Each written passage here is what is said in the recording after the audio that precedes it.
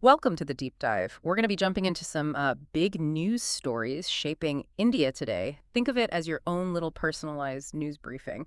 We'll hit on everything from Bengaluru's language controversies all the way over to Haryana's weather. Ooh. And even touch on possible shakeups in Indian cricket. And of course, we can't forget about the union budget's impact on startups. So, yeah, a lot to cover today, but let's get right into it. It's pretty interesting actually how these seemingly like totally random stories actually come together to paint a pretty vivid picture of India. It's a nation that's, rapidly changing, embracing technology and striving for sustainable growth, the whole thing. Absolutely. So first off, let's head over to Bengaluru. There was this incident between like an entrepreneur and a police officer, and it kind of reignited the whole language debate. So basically, it seems like language barriers kind of set off this whole heated exchange. But what I'm curious about is this: is it just a miscommunication, or is there something like a lot more complex going on here? Well, I think this incident really shows the tension around language, especially in a city as diverse as Bengaluru. Like, you have the huge influx of people from all over India, and it creates this super complex linguistic landscape. I mean, Canada is the official language, but Hindi and English are used everywhere, especially in the cities. And sure, this can lead to misunderstandings, but the real issue is like way deeper. It's about identity, belonging, and the politics of language. So what you're saying is this incident is actually a symptom of a much larger struggle, like a struggle for belonging and cultural identity within Bengaluru. Exactly. Think of it like this. For a lot of people, language isn't just like a way to talk. It's tied to their culture and where they feel they belong. And in a city like Bengaluru, where you have all these different linguistic groups living together, figuring this stuff out is super important for social harmony and inclusivity. That makes me think about like the three language formula they use in education. Was that supposed to address these issues? And like how effective has it actually been in promoting multilingualism and understanding between cultures? Well, the three-language formula came about after independence. And the goal was to find a balance between uniting the nation and preserving all the regional languages. It's been somewhat successful, but there are still challenges. I mean, we see linguistic friction even today. So maybe it's time to reevaluate and adapt this formula to the needs of a modern India, a globalized India. You've given us a lot to think about in terms of language. Now let's move on to something that affects everyone every day: the weather. The Haryana Meteorological Department just released their latest update. Obviously, this is important for people living there, but is there a way we can connect this to a bigger picture? Totally. The Haryana weather report might seem pretty basic at first, but it's actually connected to these big concerns about climate change and public health. Having accurate and timely weather forecasts, especially in places that are developing quickly, helps people make informed decisions about their well-being. For example, if you know the air quality index, then people with like breathing problems can plan their day to protect their health. That's a good point. Even something as simple as checking the weather can be a way to stay healthy, especially with climate change being what it is. Okay, now for something more exciting: cricket. There are all these rumors going around about changes in the Indian team leadership. The BCCI called a meeting with Gautam Gambhir, and there's tons of speculation about new roles for Virat Kohli and Rohit Sharma. So for those of us who aren't huge cricket fans, can you explain why this news has everyone so worked up? Oh, yeah. See, in India, cricket is like a religion. It's a cultural phenomenon. Figures like Kohli and Sharma are like revered, almost like gods.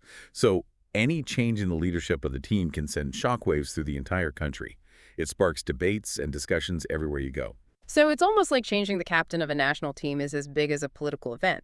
But instead of focusing on these big names, I'm kind of curious about the importance of domestic cricket. With the Vijay Hazare Trophy going on, we have Vidarbha and Haryana heading into the semifinals, which I think shows how much talent there is beyond just the international level. Can you talk about why having a strong domestic cricket structure is important for the sport overall? Domestic cricket is like the foundation of any successful cricketing nation. It's where new stars come from. Yeah. Young players can develop their skills, compete against really tough opponents, and eventually, maybe represent their country. A good domestic structure ensures that there's always a stream of new talent coming up and keeps that culture of excellence alive. So it's all about nurturing the next generation of cricket stars. This reminds me of another group that's hoping for a brighter future: Indian startups. We have the Republic Day sale going on strong on platforms like Amazon. And then the union budget is coming up, which has entrepreneurs on the edge of their seats to see what policies will affect their growth. So, what are some of the key things that startups are hoping to see in this budget? Indian startups are really looking for something to help them compete on a global scale. They're hoping for policies that support research and development, easier ways to get funding, less red tape, and maybe even some tax breaks. Basically anything to help them grow their businesses. It sounds like they're hoping for a budget that really encourages innovation and entrepreneurship.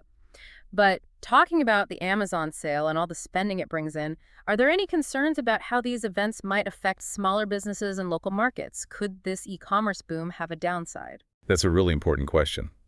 While these e-commerce giants like Amazon are super convenient and have like everything you could want, their size does raise concerns about fair competition, and the impact on local businesses.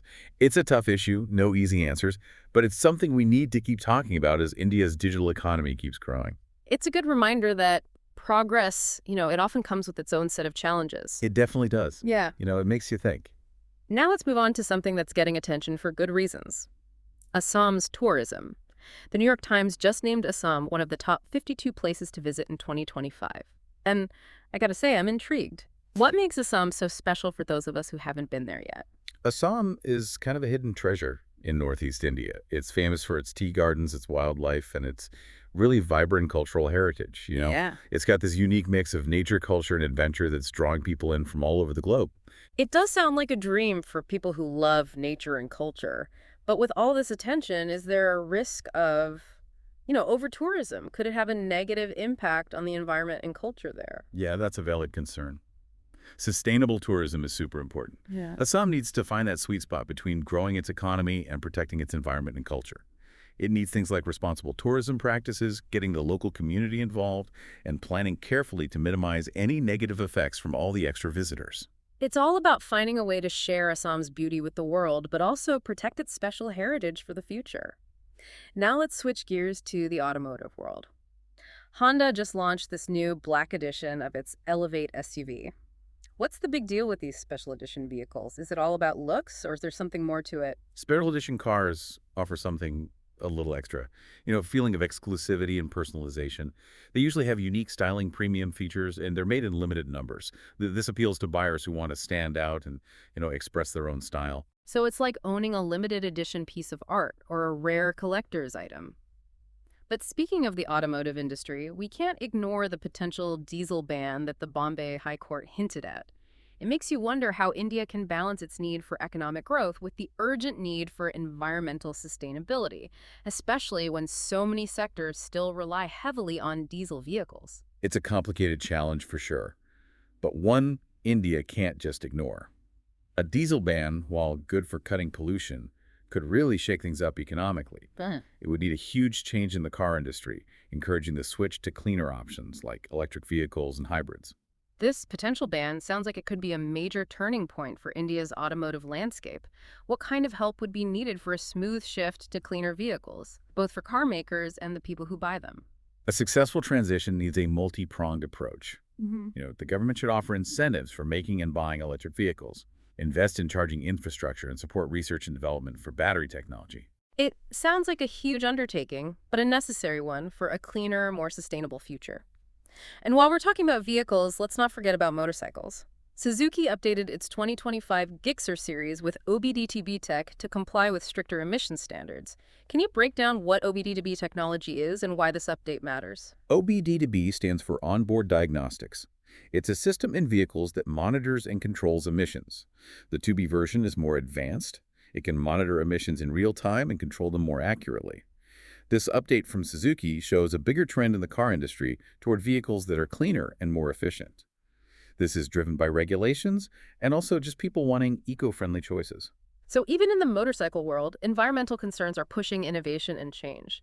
As we dig deeper into these news stories, there's a common thread. India is transforming. It's a nation dealing with its past, embracing the present, and shaping its future. It's complex, dynamic, full of challenges and opportunities. You got it. And each of these headlines gives us a peek into the different parts of this transformation. You see the tension between old and new, the desire for economic growth, but also environmental awareness, and this constant search for balance and progress. It reminds us that to really get India, you got to look beyond the headlines and into the details of its changing story. Speaking of details, let's go back to that language situation in Bengaluru. You said it highlights how complex identity and belonging can be in a diverse city. Can you tell us more about the history of language in India, especially the tensions that popped up after independence? Language has always been a sensitive topic in India. After independence, when they promoted Hindi as the national language, it triggered pushback from states that didn't speak Hindi, especially in the South. This led to the three-language formula in schools, but the tension has kind of simmered under the surface all these years. So it's not as simple as one language against another. It's about deeper stuff, like cultural identity, regional pride, and the fight for recognition and representation. Knowing all this, how can people handle this sensitive issue and help create a society that's more inclusive and harmonious? It starts with empathy, respect, and a willingness to understand and appreciate other points of view. Even learning a few basic phrases in another language can make a huge difference in bridging gaps and creating a feeling of shared belonging. It's about recognizing that having many languages is valuable and seeing language as a way to connect with each other, not divide us. This brings us back to how crucial communication is, whether it's about something personal like identity or global like climate change. We talked before about how important weather reports are for public health. Could you expand on how having access to the right information at the right time can help people make smart decisions about their well-being, especially with all the environmental changes happening? In a time of climate change, information is key. Weather forecasts can help people get ready for extreme weather events. Air quality updates can help people with breathing problems, and drought warnings can encourage communities to save water. It's all about giving people the knowledge they need to adapt and thrive in a world that's constantly changing. Exactly. Information is power, and when it comes to public health and climate change, it can literally save lives. We've covered a lot today, from language barriers and cricket controversies to the beauty of Assam and the challenges of a potential diesel ban. It's been a fascinating look at the forces shaping modern India, a nation at a crossroads full of potential and facing complex challenges. Yeah, it really has been. It's pretty amazing how all these stories, even though they seem so different, are actually all connected. It really shows how dynamic and complex India is today. You're right. And it's fascinating how, when you put all these stories together, you see this picture of a nation that's going through a huge transition. You have economic goals clashing with worries about the environment, technology changing traditions, and this constant back and forth between becoming more global and holding on to local identities. Yeah, and through all of that, there's this feeling of hope, this belief that India can become a global leader. But at the same time, there's a recognition of the challenges they have to face. It's like watching a country grow up, finding its place in the world, but also going through those awkward stages that come with growing so fast. But here's where it gets really interesting, and this is for you, our listener. What connections have you made from these headlines? How do these stories fit into your own experiences and what you think? Remember, these headlines are just the beginning. The real deep dive starts when you connect these ideas to your own life, to how you understand India. Think about how these things might affect your community, your work, even your personal choices. Exactly. We've shared the information, but the real takeaway is when you take it in and make it your own. So, as we wrap up this look at the news shaping India, we want to encourage you to keep asking questions, keep connecting the dots, and keep trying to understand this amazing country better. Because in the end, the story of India is being written every single day, and we all have a part in shaping its future.